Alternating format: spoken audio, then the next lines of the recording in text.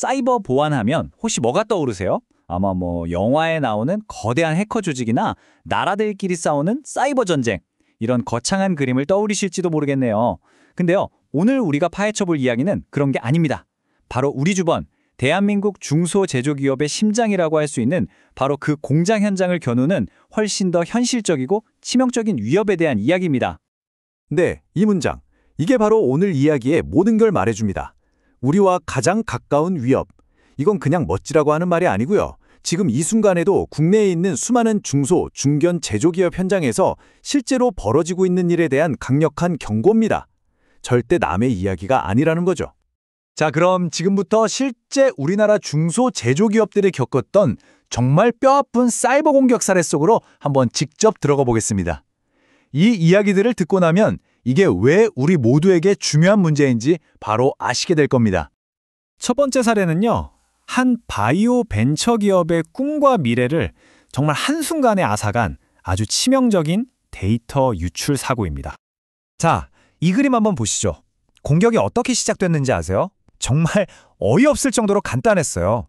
한 직원이 그냥 개인적으로 쓰던 USB를 업무용 PC에 딱 꽂는 그 순간 악성 코드가 마치 바이러스처럼 회사의 혈관을 타고 순식간에 내부 서버 전체를 장악해버린 겁니다. 모든 재앙이 이렇게 사소한 실수 하나에서 시작됐다는 거, 이거 꼭 기억해야 합니다. 그 결과는요, 말 그대로 참혹했습니다. 환자들의 아주 민감한 개인정보가 속수무책으로 다 새어나갔고요. 회사의 미래가 걸려있던 신약 데이터는 오염돼서 전량 폐기해야만 했습니다. 돈으로 따지면 손실이 얼마인지 계산하는 것조차 의미가 없을 정도였죠. 결국 이 회사는요, 이 끔찍한 사실을 외부에 알리지도 못하고 그냥 조용히 고통을 감내야만 했습니다. 아니, 대체 어떻게 이런 재앙이 벌어진 걸까요? 무슨 최첨단 해킹 기술이라도 동원됐을까요? 놀랍게도 아니었습니다. 그냥 개인이 쓰던 장비를 업무에 아무렇지 않게 쓴 직원, 그리고 그걸 막을 최소한의 보안 규칙이나 관리자조차 없었던 너무나 기본적인 문제였습니다. 첫 번째 사례도 정말 끔찍했지만 두 번째 사례는 여기서 한 발짝 더 나아갑니다. 이건 단순한 데이터 손실을 넘어서 공장의 기계가 멈추고 심지어 사람이 다치기까지 한 부품 제조 기업의 이야기입니다. 이 그림이 모든 걸 설명해 줍니다. 우리가 사무실에서 쓰는 일반 컴퓨터망, 이걸 IT망이라고 하고요. 공장 기계를 직접 돌리는 생산 라인망을 OT망이라고 하거든요. 이 둘 사이에 보이지 않는 문이 있었는데 글쎄, 그 문에 자물쇠가 없었던 겁니다. 공격자는 바로 이 허술한 문을 통해서 사무실에 있던 악성 코드를 공장 심장부로 순식간에 퍼뜨려버린 거죠. 여기서 핵심은 이게 더 이상 모니터 안의 문제가 아니었다는 거예요.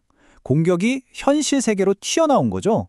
공장은 불량품을 막 쏟아냈고 기계들은 오작동을 일으키다가 결국 완전히 멈춰섰습니다. 심지어 기계가 오작동하면서 직원이 다치는 사고까지 일어났어요. 이건 단순한 해킹이 아니라 현장에서 벌어진 명백한 산업재해였습니다. 이 회사를 무너뜨린 결정적인 약점은 딱 두 가지였습니다. 첫째, 사무실과 공장 사이의 디지털 방화벽, 즉 아까 말한 그 자물쇠를 채우지 않았다는 것. 그리고 둘째, 만약 불이 났을 때 어떻게 대피해야 하는지 알려주는 비상대응 계획처럼 사이버 공격을 당했을 때 뭘 해야 할지 아무런 계획이 없었다는 겁니다. 자, 우리는 방금 두 개의 끔찍한 재난 현장을 목격했습니다. 아마 지금 여러분도 저랑 똑같은 질문을 하고 계실 거예요. 도대체 이 끔찍한 재앙들을 막을 방법은 정말 없었던 걸까요? 다행히도 답은 있습니다. 바로 IEC 6443이라는 국제 표준인데요. 이름만 들으면 막 복잡한 기술 문서 같고 머리 아프시죠? 근데 전혀 그렇게 생각하실 필요 없습니다. 이건 방금 우리가 본 것과 똑같은 공격으로부터 우리 공장을 지키기 위한 아주 실용적인 방어 설계도라고 생각하시면 돼요. 더 쉽게 말해볼까요? IEC 61433은 여러분의 디지털 공장을 위한 소방 안전 규정 같은 겁니다. 구체적으로는요, 공장 네트워크 안에 안전구역을 나누는 규칙이라고 생각하시면 편해요. 마치 건물에서 사무구역에 들어가는 카드키랑 중요한 기계실에 들어가는 카드키가 서로 다른 것처럼 말이죠. 간단하지만 정말 효과적인 방법입니다. 자, 이 표를 한번 보세요. 아까 우리가 봤던 그 두 회사의 문제가 이 설계도를 통해서 어떻게 해결되는지 한눈에 보입니다. 개인 USB 사용 문제요? 외부 장치는 아예 사용 금지시키는 규칙으로 막습니다.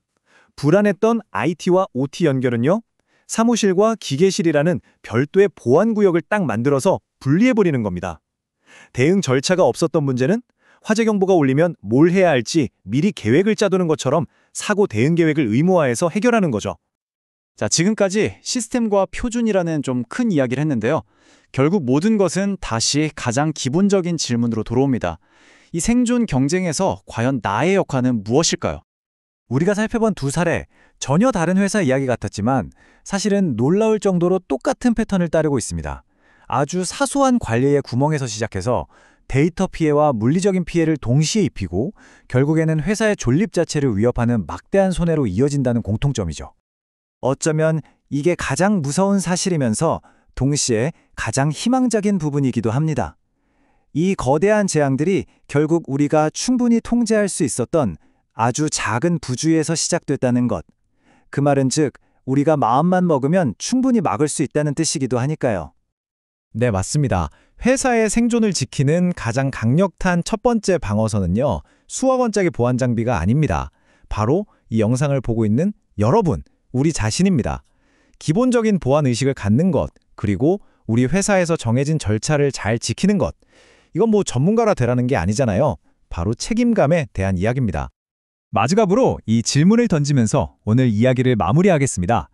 여러분의 공장 출입문에는 도둑을 막기 위한 튼튼한 자물쇠가 분명히 걸려 있을 겁니다. 그쵸? 그렇다면 눈에 보이지 않는 문으로 드나드는 회사의 가장 중요한 자산인 데이터. 그 데이터의 자물쇠는 지금 과연 누가 어떻게 지키고 있습니까?